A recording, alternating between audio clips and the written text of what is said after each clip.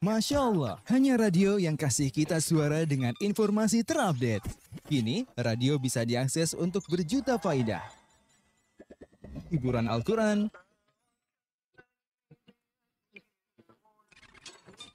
ilmu agama dan dakwah Islam, teknologi dan dunia kesehatan, serta bisnis dan promosi. Alhamdulillah, radio kini lebih inspiratif, mencerahkan, dan menghibur kolbu. Radio dakwah.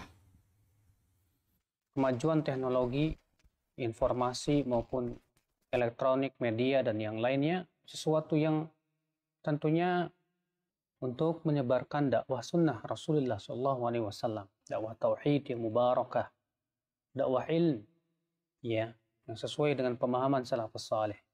Maka tentu kita semua dalam hal ini untuk saling bahu-membahu di dalam menyebarkan dakwah melalui media-media yang ada.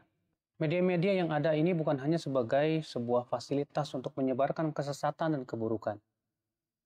Akan tetapi ini juga merupakan kesempatan emas kita untuk menyebarkan kebaikan. Jangan sampai media-media ini kosong dari kebaikan. Dalam rangka membesarkan dakwah ini bukan untuk membesarkan nama medianya, nama radionya, nama televisinya, bukan. Tapi yang kita ingin besarkan adalah dakwah sesuai dengan pemahaman sahabat Rasulullah SAW. Di antara manusia, kata Rasulullah, ada yang menjadi miftah, kunci pembuka kebaikan, dan kunci penutup keburukan. Maka kita ingin menjadi kunci-kunci yang membuka manusia kepada kebaikan. Dakwah sunnah mengajak manusia kepada jalan Rasulullah dan para sahabatnya. Radio dakwah, satu suara berjuta hidayah. Pesan layanan ini dihadirkan oleh RTVC, Asosiasi Radio TV Islam Indonesia. Radio Muslim, memurnikan akidah, mendebarkan sunnah.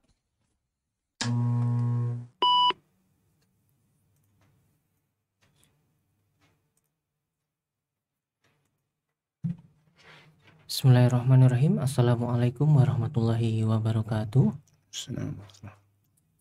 Alhamdulillahirrabbilalamin. Pada kesempatan Rabu pagi hari ini kita kembali berjumpa di program acara Ngopi, Ngobrol Perkara Islam. Dan alhamdulillah kita masih membahas tema tentang 40 hadis terkait dengan hati. Dan pada kesempatan pagi hari ini kita juga sudah dibersamai dengan Ustadz Amrullah Kadinta di studio Radio Muslim. Sebelum kita memulai kajiannya, mari kita sapa beliau terlebih dahulu. Assalamualaikum Ustadz. Waalaikumsalam warahmatullahi wabarakatuh. Ini bagaimana kabarnya Ustadz pagi ini Ustadz? Alhamdulillah sehat-sehat. Semoga antum demikian, sobat muslim juga demikian.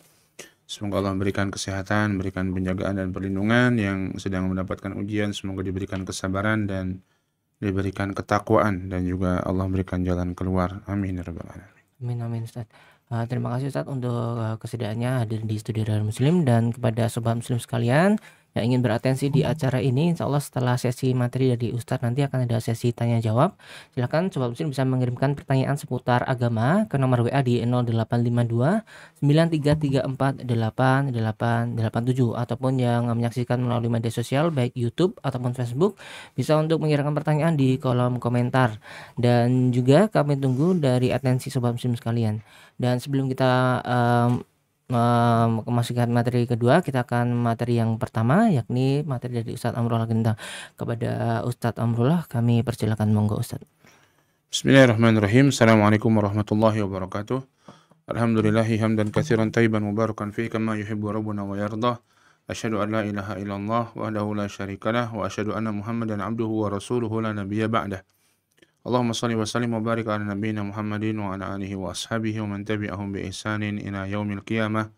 Amma ba'du. Para pendengar radio muslim yang dimuliakan Allah Subhanahu wa taala, alhamdulillah kita bisa bertemu lagi pada kesempatan yang berbahagia di pagi hari ini. Insyaallah kita akan kembali melanjutkan pembahasan kita dalam pembahasan hadis dari kitab Al-Arba'un Al-Qalbiyah. Dan kita sudah selesai pembahasan hadis yang ke-36. Sekarang kita masuk hadis yang ke-37. Di mana diriwayatkan dari sahabat Abu Ainabah Al-Khawlani radhiyallahu ta'ala anhu, ani Nabi sallallahu alaihi wasallam qala, dari Nabi sallallahu alaihi wasallam beliau bersabda, inna lillahi aniyatan min ahli al-ard wa aniyatu rabbikum qulubu ibadihi salihin wa ahabuha ilaihi alyanuha wa araqquha.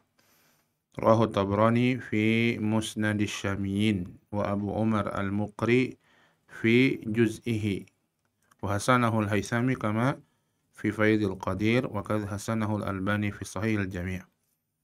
Hadisnya diriwayatkan Imam At-Tabrani dan Imam Abu Amr atau Abu Umar al-Muqri dan dihasankan oleh Al-Haythami, dihasankan pula oleh Al-Albani. Dari Abu Inabah Al-Khawlani radhiyallahu ta'ala anhu, dari Nabi sallallahu alaihi wasallam, beliau bersabda, sesungguhnya Allah Subhanahu wa taala memiliki wadah-wadah min ahlil ard, dari kalangan penduduk bumi. Wa aniyati rabbikum, dan wadah Rabb kalian, qulubu ibadihi shalihin, hati-hati hamba-hambanya yang soleh. Dan yang paling dicintai di sisi Allah Subhanahu wa taala adalah yang paling lembut dan yang paling halus. Hadis ini diriwayatkan Imam At-Tabrani, dihasankan oleh Al-Haythami dan Al-Albani rahimahumullahu ta'ala. Hadirin yang dimuliakan Allah Subhanahu wa ta'ala, hadis ini menunjukkan bahwa bagaimana hati seorang hamba itu dan keterkaitannya dengan Allah Subhanahu wa ta'ala Rabbnya. Inna lillahi aniyatun min ahlil ard. Sesungguhnya Allah Subhanahu wa ta'ala memiliki wadah-wadah dari penduduk bumi. Ini hati. Nanti disebutkan bahwa itu adalah hati, dan begitulah manusia dan hatinya milik Allah Subhanahu wa ta'ala. Manusia dan hatinya di tangan Allah Subhanahu wa ta'ala. Urusan segalanya di tangan Allah Subhanahu wa ta'ala. Maka Allah yang memilikinya, Allah yang memiliki hati-hatinya. Dan di sini Nabi Shallallahu alaihi wasallam menyerupakan hati dengan aniyah, dengan sebuah wadah. Wadah itu tempat menaruh sesuatu, ya. Maka begitulah hati. Padanya ditaruh ilmu, padanya ditaruh ma'rifah, pengetahuan, padanya ditaruh berbagai macam sikap, ya. Kalau itu kebaikan, maka jadilah itu wadah-wadah kebaikan. Kalau itu ditempatkan rasa ikhlas, ilmu, rasa takut pada Allah, rasa bersyukur kepada Allah, maka jadilah wadah-wadah kebaikan. Namun ketika yang bertempat di sana adalah keburukan, sombong, riya, kebodohan, dan lain sebagainya dari sifat-sifat buruk, maka jadilah wadah itu wadah-wadah keburukan. Dan semuanya milik Allah Subhanahu wa ta'ala. Hati kita di tangan Allah Subhanahu wa ta'ala. Maka mintalah kepada Allah Subhanahu wa ta'ala untuk membaguskan, memperbaiki hati kita. Di sini disebutkan Nabi SAW bahwa wadah itu, hati itu seperti wadah, dan itu milik Allah Subhanahu wa ta'ala. Di antaranya ada yang Allah cintai, di antaranya ada yang Allah benci. Yang Allah cintai disebutkan dalam hadis ini, wa aniyati rabbikum, wa aniyatu rabbikum, dan wadahnya Rabb kalian.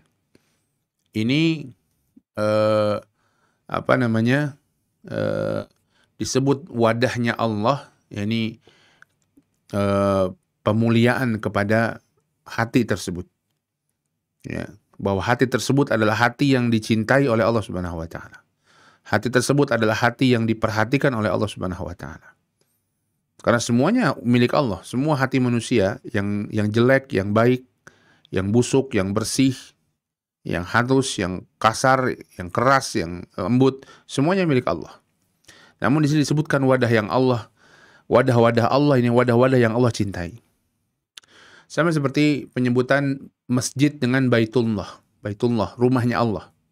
Bukan Allah punya rumah, butuh rumah, tidak. Tapi rumah tempat beribadah kepada Allah Subhanahu wa ta'ala. Sebagaimana rumah itu atau tempat itu dicintai oleh Allah Subhanahu wa ta'ala. Dan semua rumah di dunia ini milik Allah. Buminya milik Allah, tanahnya milik Allah, semua milik Allah Subhanahu wa ta'ala. Namun disebut dengan Baitullah dengan khusus diidhafahkan atau dikaitkan dengan Allah, menunjukkan kemuliaannya. Sama seperti hati juga. Ya, hati tersebut disebutkan wa aniyatu rabbikum. Wadah yang dimiliki oleh Rabb kalian, wadahnya Allah. Ini Allah punya wadah-wadah tadi, yang wadah yang dicintai oleh Allah karena di dalamnya berisi subur dengan kebaikan-kebaikan, subur dengan ketundukan-ketundukan kepada Allah Subhanahu wa taala. Wadah apa itu? Qulubu ibadihi shalihin, yaitu hatinya hamba-hamba Allah yang soleh, yang tadi di dalamnya penuh dengan takwa, di dalamnya ada ikhlas, di dalamnya ada syukur, di dalamnya ada tawadhu, di dalamnya ada berbagai macam mutiara-mutiara dan permata-permata yang menghiasi hati tersebut, sehingga hati tersebut diperhatikan, dicintai oleh Allah Subhanahu wa taala, karena di dalamnya juga makmur atau berisi dengan segala kebaikan-kebaikan dan ketaatan kepada Allah Subhanahu wa taala. Wa ahabuha ilaihi, ada yang lebih hebat lagi, yang paling dicintai dari yang bagus-bagus itu, ada lagi yang dicintai, alyanuha wa araquha, yaitu yang paling lembut dan yang paling halus hatinya, yang paling mudah menerima kebenaran, yang paling mudah untuk keluar darinya keburukan-keburukan. Karena kadang-kadang ada wadah yang isinya kebaikan-kebaikan memang, namun susah sekali masuk kebaikan itu pada dirinya. Ada wadah-wadah yang isinya kebaikan dan wadah itu mudah masuk kebaikan. Tentunya yang ada kebaikan di dalamnya dan susah masuknya, dengan ada kebaikan di dalamnya mudah masuknya, ini yang lebih dicintai oleh Allah adalah yang ada kebaikan di dalamnya dan mudah masuknya. Maka hadirin yang dimuliakan Allah Subhanahu wa taala, Nabi SAW menyebutkan hadis ini untuk memberikan permisalan kepada kita, ya, dan bahwa hati di tangan Allah. Hati manusia milik Allah dan di tangan Allah Subhanahu wa taala. Agar kita mendapatkan hati yang baik, maka mintalah kepada Allah Subhanahu wa taala dan berusahalah menghiasinya dengan ketaatan-ketaatan kepada Allah Subhanahu wa taala. Dan Allah Subhanahu wa taala mencintai hamba-hambanya yang soleh karena apa yang ada pada hatinya. Bukan sekadar zahirnya, bukan sekadar fisiknya. Dan kalau hatinya seorang itu baik, maka dia akan menjadi hamba Allah yang soleh. Karena sebagaimana hadis yang masyhur, ala wa inna fil jasadil mudghah idza saluhat saluhal jasadu kulluhu wa idza fasadat fasadal jasadu kulluhu. Ala wahyal qalbu, ketahuilah dalam diri manusia itu ada segumpal daging, apabila baik, baik semuanya. Baik perkataannya, baik perbuatannya, baik lisannya. Apabila jelek akan jelek semuanya. Lisannya jelek, ucapannya jelek, perbuatannya jelek, ya, maka itu adalah hati. Maka ketika seorang hatinya baik, dia akan menjadi hamba-hamba Allah yang soleh dan Allah akan mencintainya. Karena melihat apa yang ada pada hatinya, bukan sekedar zahirnya saja. Karena hati ini akan menampakkan zahir. Namun zahir yang baik belum tentu hatinya baik. Wa ahabuha ilaihi alyanuha wa araquha. Lebih dicintai lagi yaitu yang paling lembut, yang paling halus. Mudah masuk kebaikan, mudah keluar kejelekan. Ini, maka berusahalah kita menjadi orang-orang yang paling dicintai oleh Allah Subhanahu wa taala ini. Di mana kebaikan mudah masuk dan kejelekan mudah keluar. Kita mudah menerima nasihat. Mudah ketika disampaikan kebaikan-kebaikan, tidak menjadi keras hati kita. Sulit menerima kebaikan-kebaikan. Walaupun ada kebaikan tapi sulit masuknya. Keluar kejelekan juga sulit walaupun bisa, tapi dengan cara yang susah. Ya, maka kita minta sama Allah di antaranya, kemudian kita banyak-banyak beribadah, banyak-banyak beramal soleh, baik itu yang terkait dengan hak-hak Allah, ya, bukan hanya yang wajib, namun juga yang sunnah saja. Salat tambah salat sunnahnya, zakat tambah sedekah sunnahnya. Demikian pula yang terkait dengan hak-hak makhluk, banyak berbakti pada kedua orang tua, banyak membantu fakir miskin, banyak berbuat kebaikan kepada anak-anak yatim dan lain sebagainya. Kemudian yang ketiga, kita banyak membaca Al-Quran, di antara agar hati kita menjadi hati yang paling dicintai oleh Allah. Lembut, banyak membaca Quran dan mentadaburi apa yang ada di dalamnya, baik berupa perintah, baik berupa larangan, baik berupa hikmah, baik berupa kisah-kisah, mentadaburinya. Kemudian yang keempat, berteman dengan orang-orang yang baik. Ini juga penting. Ya, berteman dengan orang-orang yang baik. Wallahu ta'ala a'lam bishawab. Ini ringkas memang hadis yang ke-37 ini menjelaskan kepada kita tentang permisalan dari hati. Ya, ada hati-hati yang hati milik Allah, ada hati-hati yang dicintai Allah, ada yang sangat dicintai oleh Allah Subhanahu wa taala. Semua hati milik Allah dan Allah cinta dengan hati-hati hamba-hambanya yang soleh, dan yang lebih dicintai adalah hati yang paling lembut dari mereka, yang mudah masuk kebaikan dan mudah keluar keburukan. Wallahu a'lam bishawab. Ini yang bisa kita bahas pada kesempatan pagi hari ini. InsyaAllah kita lanjutkan pada pertemuan berikutnya di hadis yang ke-38. Silakan jika ada pertanyaan yang bisa kita jawab, yang tidak bisa nanti bisa tanyakan kepada ustaz-ustaz yang lainnya. Wallahu ta'ala a'lam wa sallallahu ala nabiyina Muhammadin wa ala alihi wasallam. Walhamdulillahirabbil alamin. Nah, Ustadz, terima kasih untuk sesi yang pertama Ustadz atas materinya pada kesempatan pagi hari ini, dan kami persilakan kepada pendengar maupun pemirsa di Radio Muslim untuk mengirimkan pertanyaan ke nomor 0852 9334 8887. Dan sambil menunggu pertanyaan yang masuk, mari kita simak terlebih dahulu Muratal Al-Quran. Bismillahirrahmanirrahim. Yusabbihu lillahi ma fis samawati wa ma fil ardil malikil quddusil azizil hakim. Huwa alladhi ba'atha fil ummiyina rasulan minhum yatlu alaihim ayatihi wa yuzakkihim wa yu'allimuhumul kitaba wal hikmata wa in kanu min qablu lafi dhalalin mubin. Wa akharina minhum lamma yalhaqu bihim wa huwal azizul hakim. Dzalika fadlullahi yu'tihi man yasha' wallahu dzul fadlil azim. Masalul ladzina hummilut Taurata thumma lam yahmiluha kamathalil himari yahmilu asfara. Bi'sa mathalul qaumil ladzina kadzabu bi ayatillah. Wallahu la yahdil qaumadz zalimin. Qul ya ayyuhalladzina hadu in za'amtum annakum awliya'u lillahi min dunin nas fatamannawul mauta in kuntum shadiqin wala yatamannawnahu abadan bima qaddamat aydihim wallahu alimun bizzalimin. Qul innal mauta alladhi tafirruna minhu fa innahu mulaqikum thumma turadduna ila alimil ghaibi wasyahadati fayunabbi'ukum bima kuntum ta'malun. Ya ayyuhalladzina amanu idza nudiya lis-salati min yaumil jumu'ati fas'au ila dzikrillahi wa dharul bai'. Dzalikum khairul lakum in kuntum ta'lamun.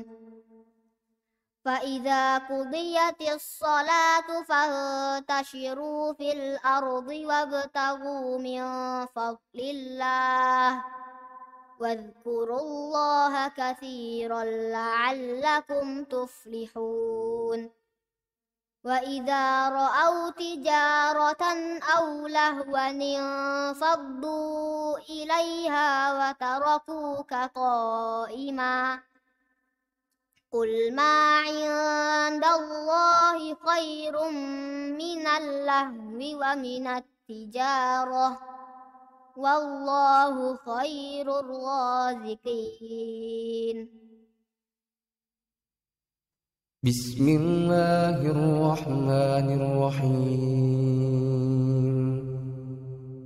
Hal ataka hadithul ghashiyah wujuhun yawma idzin khashi'ah 'amilatun nasibah tasla naran hamiyah tusqa min 'ainin aniyah laysa lahum ta'amun illa min dhari' la yusminu wa la yughni min ju' wujuhun yawma idzin ناعمة لسعيها راضية في جنة عالية لا تسمع فيها لاغية فيها عين جارية فيها سرر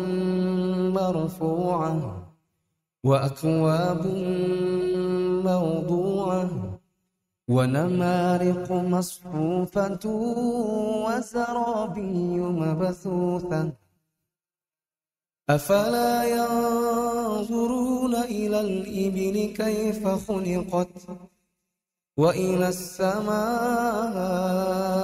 كيف رفعت وإلى الجبال كيف نصبت وإلى الأرض كيف سطحت فذكر إنما أنت مذكر لست عليهم بمسيطر إلا من تولى وكفر فيعذبه الله العذاب الأكبر إن إلينا إيابهم ثم إن علينا حسابهم.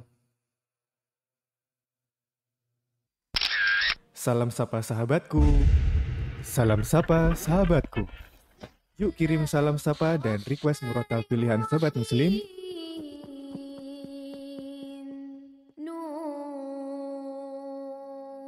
di acara Salam Sapa Sahabatku. Gimana caranya? Cukup dengan kirim WhatsApp atau SMS ke nomor 0823 2727 5333. Radio Muslim Jogja 1467 AM. Radio Muslim, memurnikan akidah, mendebarkan sunnah.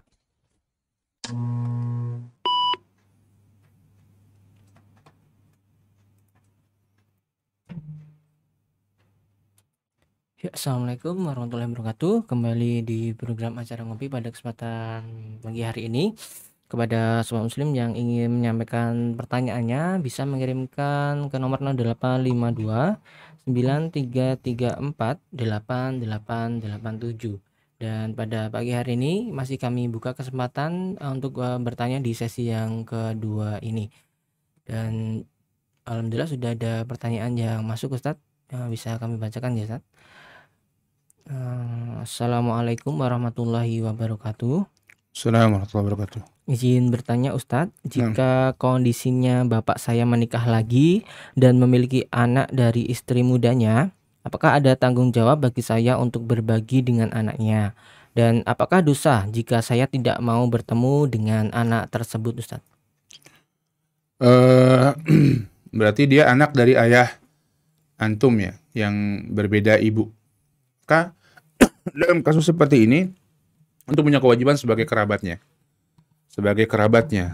Dan berbuat baik kepada kerabat adalah amal soleh yang besar dan wajib untuk menjaga silaturahim dengannya, ya, menjaga silaturahim dengan melakukan berbagai macam bentuk kebaikan kepada dia yang kita mampu untuk melakukannya.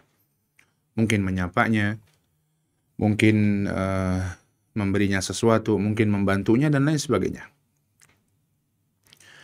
Apakah jika tidak mau bertemu dosa? Karena antum jadi memotong silaturahim, kecuali dalam kondisi memang ada mudharat jika bertemu. Ada mudharat jika antum bertemu dengan orang tersebut, dengan anak dari ayah antum tersebut. Mungkin dia orang yang zalim misalnya. Kalau antum ketemu dengan dia, antum akan disakiti, diambil hartanya atau dipukul, maka ini jadi mudharat bagi antum. Mungkin bukan dari dia, tapi nanti antum akan dizalimi oleh pihak lain misalnya. Maka ini jadi mudharat buat antum. Maka dalam kondisi itu tidak mengapa ketika antum tidak mau bertemu dengannya. Tapi kalau sekedar karena dia adalah anak dari ayah antum atau anak dari istri muda ayah antum, istri kedua ayah antum, maka ini tidak boleh. Ya, tidak boleh demikian. Ayah antum melakukan satu hal yang halal. Dia berpoligami, dia menikah lagi, satu hal yang halal. Dia tidak berselingkuh, ya, maka anak yang lahir adalah adik antum, saudara antum, kerabat antum. Dan antum memiliki kewajiban untuk menunaikan silaturahim dengannya. Wallahu a'lam bishawab. Ustadz, terima kasih untuk jawabannya Ustadz. Kembali kami bacakan pertanyaan yang masuk Ustadz. Ustadz, saya hendak jamaah sholat. Di rakaat pertama saya lihat imam sudah bangkit dari ruku, namun belum melafalkan sami Allahu liman hamidah. Apakah saya termasuk telat 1 rakaat Ustadz? Karena pas saya ruku imam belum melafalkan kalimat bangkit dari ruku Ustadz. Ya, kondisi dia sudah bangkit dari ruku, artinya dia sudah bangkit dari ruku, sudah selesai ruku. Walaupun belum sampai mengucapkan kalimat sami Allahu liman hamidah, mungkin dia ketika tegak baru mengucapkannya. Tapi dengan antum melihat kondisi dia sudah bangkit dari ruku, artinya dia sudah selesai ruku, maka dalam hal ini antum tidak mendapatkan rukunya. Maka antum tidak mendapatkan 1 rakaatnya, maka antum mesti menambah 1 rakaatnya. Wallahu a'lam bishawab. Nah, Ustadz, terima kasih untuk jawabannya Ustadz. Kembali ada pertanyaan yang masuk Ustadz.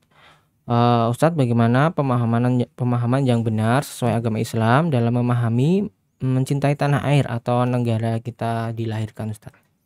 Mencintai negeri sendiri tempat kita dilahirkan adalah karena Allah Subhanahu wa Ta'ala. Kenapa kita mencintai negeri kita? Karena di negeri kita bisa beribadah dengan baik. Kita bisa beribadah dengan tenang. Kita bisa beribadah kepada Allah Subhanahu wa Ta'ala dan melakukan berbagai macam kebaikan-kebaikan dalam urusan dunia kita, dalam urusan akhirat kita. Kepada negeri yang seperti itu, maka kita mencintainya.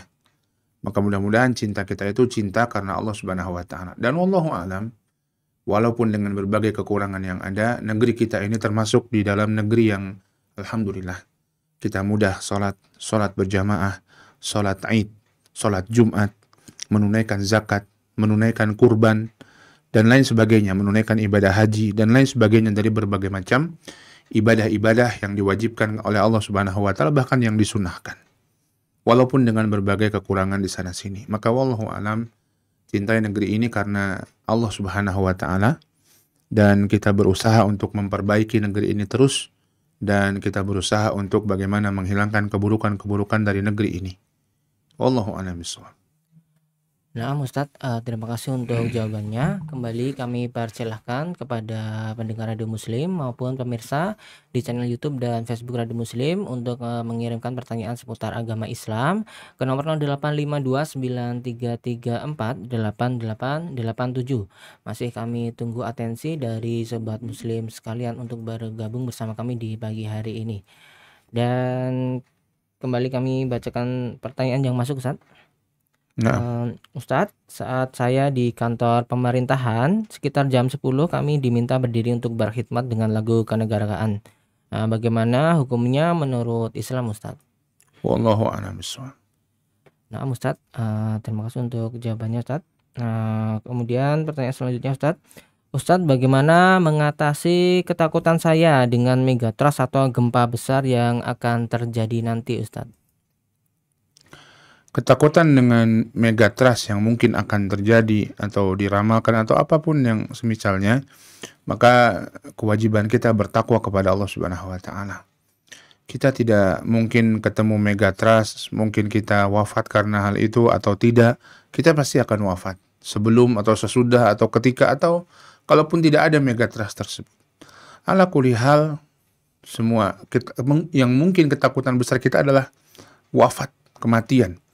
Ya, dan itu bukan hanya soal megatrust saja, namun bisa jadi karena yang lainnya. Maka agama kita menuntunkan kita untuk terus senantiasa istiqomah, sehingga kapanpun kematian datang kita dalam keadaan yang baik. Terus kita berusaha detik-detik kehidupan kita itu dalam keadaan yang baik. Minimalnya ketika kita membuat hal-hal yang mubah, kita niatkan untuk kebaikan-kebaikan, sehingga terus detik demi detik kita dalam kebaikan, sehingga kapanpun kematian kita datang, baik karena megatrust atau yang lainnya, sebelumnya atau sesudahnya atau padanya atau itu tidak ada sama sekali, maka kita dalam kondisi yang terbaik. Dan orang pasti memang takut kematian, ya, khawatir dengan kematian. Namun mudah-mudahan dengan amal soleh yang dilakukan, dengan kebaikan yang dilakukan, kita terus menjaga keistiqomahan kita, ini akan membuat kita tenang dalam kehidupan, dan mudah-mudahan kapanpun ajal datang menjemput kita karena apapun dan dimanapun, maka kita dalam kondisi yang terbaik. Wallahu a'lam bishawab. Nah, Ustadz, terima kasih untuk jawabannya Ustadz. Kembali ada pertanyaan yang masuk Ustadz. Ustadz, sekarang baru banyak virus dari tikus Ustadz. Bagaimana hukum membunuh tikus dengan racun Ustadz? Apakah termasuk menyiksa hewan Ustadz?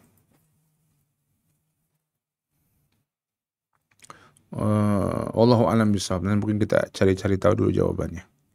Nah, Ustadz, kembali ada pertanyaan yang masuk Ustadz. Nah. Izin bertanya Ustadz, apakah keluar angin dari kemaluan wanita itu termasuk pembatal wudhu Ustadz? Keluar angin dari kemaluan, mungkin dimaksud kemaluan depan ya. Sebagian ulama mengatakan iya, dia sebagai pembatal wudhu, sebagian tidak. Maka yang lebih hati-hati dia tetap berwudhu. Ya, dia tetap berwudhu karena hal tersebut.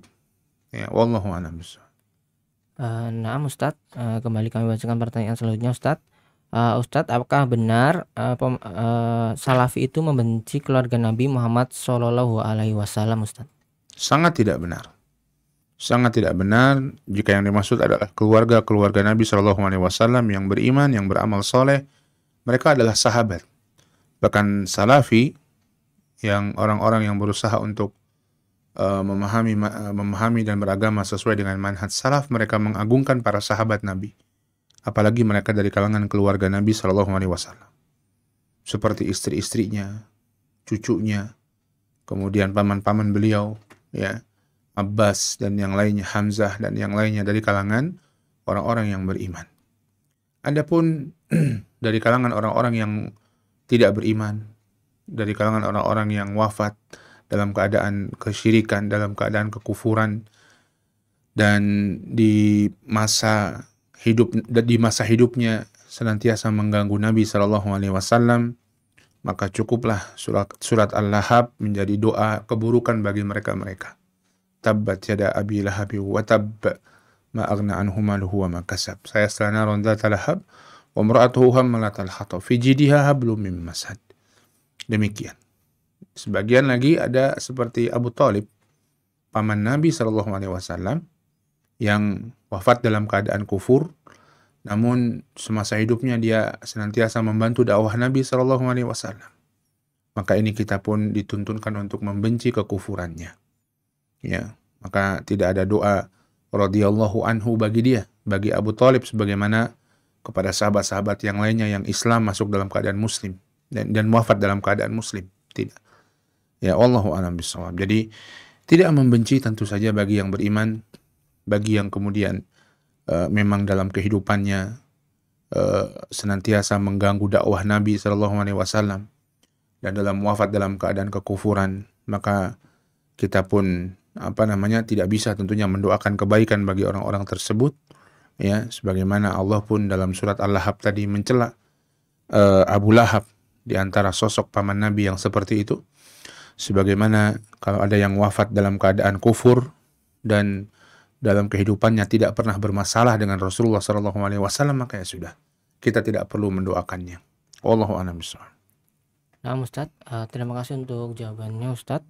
Kemudian kami bacakan pertanyaan selanjutnya Ustadz. Nah. Ustadz, apa hukumnya makan kelelawar Ustadz? Wallahu a'lam. Nanti kami coba cari tahu dulu jawabannya. Kelelawar ya. Wallahu a'lam bishawab. Nah, Ustadz, kembali kami persilahkan kepada para pemirsa maupun pendengar di radiomuslim.com ataupun di YouTube dan Facebook Radio Muslim untuk bisa juga beratensi pada kesempatan pagi hari ini dengan mengirimkan pertanyaan ke nomor 0852 9334 8887. Dan kembali kami bacakan pertanyaan yang masuk, Ustadz. Ustadz, bagaimana cara terlepas dari jerat pinjol Ustadz? Saya terlanjur terjerat dan saya sudah menyesal Ustadz. Apakah yang harus saya lakukan sekarang Ustadz? Yaitu bertaubat kepada Allah Subhanahu wa Ta'ala. Bertaubat kepada Allah yang pertama menyesalnya karena Allah. bukan karena kesempitan, bukan karena kejelekan yang didapat, tapi menyesal karena Allah Subhanahu wa taala. Kemudian dia berlepas diri dari itu semuanya. Uninstall itu semua pinjol-pinjolnya. Kalau ada ini antum, kalau ada yang ini antum meminjam, maka kembalikan pinjaman. Kembalikan pinjaman antum pokoknya. Ya, bisa dinego bunganya, alhamdulillah. Ya. Maka ini di antara taubat antum, lepas semua pinjol-pinjol itu. Kemudian yang ketiga, antum berusaha untuk mencari pekerjaan yang halal, pemasukan yang halal. Yang keempat, antum banyak-banyak ngaji, banyak-banyak berada di majelis ilmu, banyak-banyak dengan teman-teman yang baik. Mudah-mudahan ini bisa menjadi solusi bagi orang yang terjerat pinjol tersebut. Wallahu a'lam bishawab. Ustadz, terima kasih untuk jawabannya Ustadz. Kembali ada satu pertanyaan yang masuk Ustadz. Ustadz, apakah boleh saya menyewakan mobil yang saya rental Ustadz dengan harga lebih tinggi dari harga tempat saya rental? Sedangkan tempat saya rental tidak mengetahui kalau mobilnya saya rentalkan kembali Ustadz. Antum harus izin. Kalau tidak ada izin tidak boleh. Kalau diizinkan maka boleh, kalau tidak diizinkan maka tidak boleh. Wallahu a'lam bishawab. Nah Ustadz, terima kasih untuk jawabannya Ustadz. Sepertinya sudah tidak ada pertanyaan yang masuk Ustadz dari redaksi kami pada kesempatan pagi hari ini. Mungkin sebelum kita tutup bisa untuk diberikan kesimpulan pada kajian pagi hari ini Ustadz. Monggo Ustadz. Nah, hati seorang itu milik Allah, dan Allah mencintai hati hamba-hamba yang saleh. Dan Allah mencintai hati-hati yang lembut, yang masuk padanya kebaikan, mudah masuk kebaikan. Dan mudah-mudahan kita termasuk di dalamnya. Perbanyak doa, perbanyak istighfar kepada Allah, perbanyak membaca Quran, perbanyak teman-teman duduk yang baik, dan perbanyak duduk di majelis-majelis ilmu. Wallahu a'lam bishawab. Semoga Allah jadikan kebaikan pada hati kita dan diri kita. Nah Ustadz, terima kasih untuk waktunya Ustadz pada pagi hari ini. Semoga Allah senantiasa menjaga Ustadz dan keluarga Ustadz. Dan kepada pemirsa maupun pendengar Radio Muslim, kami juga mengucapkan terima kasih sudah ikut bergabung bersama kami pada pagi hari ini. Semoga Allah senantiasa memberikan kita ilmu yang bermanfaat dan juga bisa kita amalkan dalam kehidupan kita sehari-hari. Dan kami yang bertugas pamit undur diri. Mohon maaf jika banyak kekurangan dan salahnya. Wassalamualaikum warahmatullahi wabarakatuh.